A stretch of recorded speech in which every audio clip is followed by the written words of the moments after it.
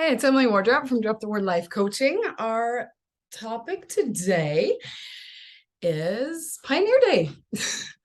So this is Pioneer Day weekend in Utah. So if you're not a member of the Church of Jesus Christ of Latter-day Saints, or if you don't live in Utah, you may have not even had any clue that it's Pioneer Day. But in Utah, and for members of the church, it's a big deal. So I did not always live in Utah, but I did always hear of Pioneer Day. And especially because I have some ancestors who were the pioneers. So I want to tell you a little bit about their story. But before I get into that, I'm going to tell you what the point is and what this has to do with peaceful parenting, because that is what we're all about, right? Dropping power struggles, believing you're a good mom, all that good stuff. So when people ask me, how do you do it? And I think they're referring to, I have 5 kids. The oldest is 8. So we have 5, 8 and under. 2 of them are diabetics, type 1 diabetes, the real deal. So it kind of feels like we have 7 kids, at least.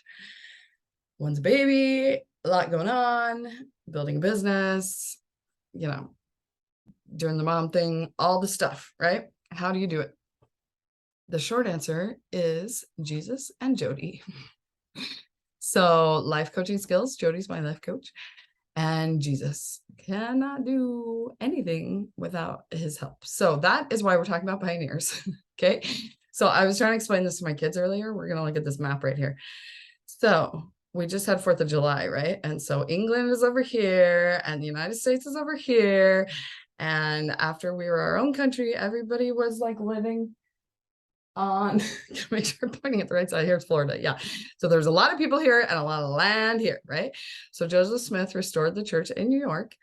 And then the Mormons, as we are called, and for sure back then we're called, a lot of people didn't like them. So they were super persecuted. And I summarize all that by they were burning their houses.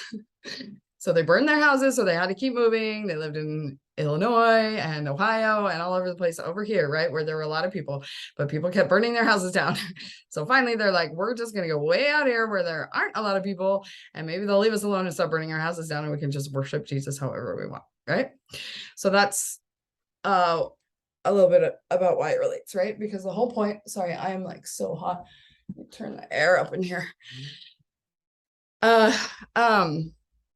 Jesus, right? So, but even if it's not Jesus, is what I've been thinking about since I was watching Ms. Marvel recently, right?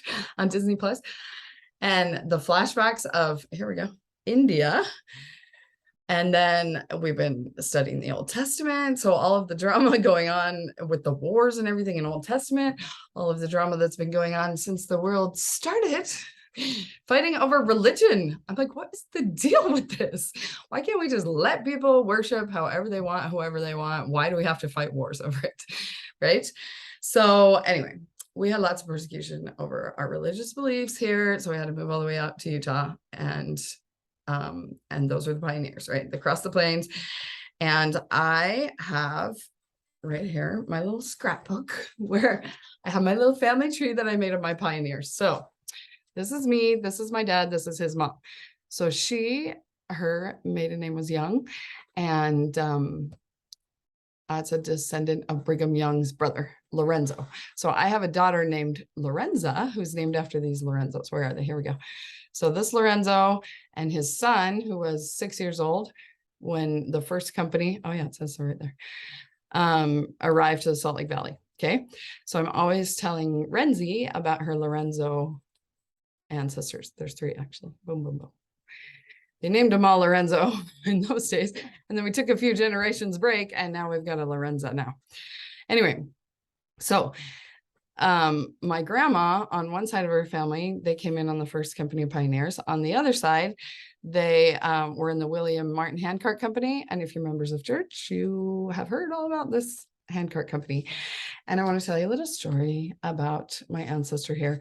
So this is them. So she and he came across this river, right? That they had to cross this river with their little hand carts there. Hand carts are really hard to pull. Our Stake is doing Trek this week, and our youth are going to find out how hard handcarts are to pull. Done that a couple times. It's not fun. So anyway, they've been at that for a very long time. And then they come to this river. Have we got to cross there? On being answered yes, he was so much affected that he was completely overcome. That was the last string. His fortitude and manhood gave way. He exclaimed, "Oh dear, I can't go through that," and burst into tears. His wife Elizabeth, who was by his side, Elizabeth by his side, had the stouter heart of the two at that juncture, and she said soothingly, "Don't cry, Jimmy. I'll pull the handcart for you." So Elizabeth is pulling the handcart through the ice. Oh, here, how about this? In the river, the sharp cakes of floating ice below the surface of the water struck against the bare shins of the immigrant, inflicting wounds which never healed until he arrived at Salt Lake, and the dark scars of which he bears to this day. Well, the day that was written, he's long past now, but so there's one random little story about the pioneers. We hear a lot of stories about the pioneers around July 24th. And it's just fun, right? Because it's like they sacrifice so much so that we can have our religious freedom. And they're not the only ones, right? There's been pioneers ever since, or people who are sacrificing for religious freedom since the world began, right? And we are just so blessed to be able to live in this time that we can worship however we want. So just wanted to honor that today and be grateful that I can go online and talk about Jesus and nobody's shutting me down just for talking about my religious beliefs and talking about how they help me with parenting. Because good night, I don't know how people have been a parent for all these millennia without Jesus helping them. So yes, that is my message about Pioneer Day. Happy Pioneer Day. And you know what else happens on Pioneer Day weekend? Our anniversary. We got married the day after Pioneer Day, July 25th. We've been married 9 years. Next year's the big 10. Super exciting. So happy anniversary to us. Happy Pioneer Day to everyone. And I will see you next time. Bye.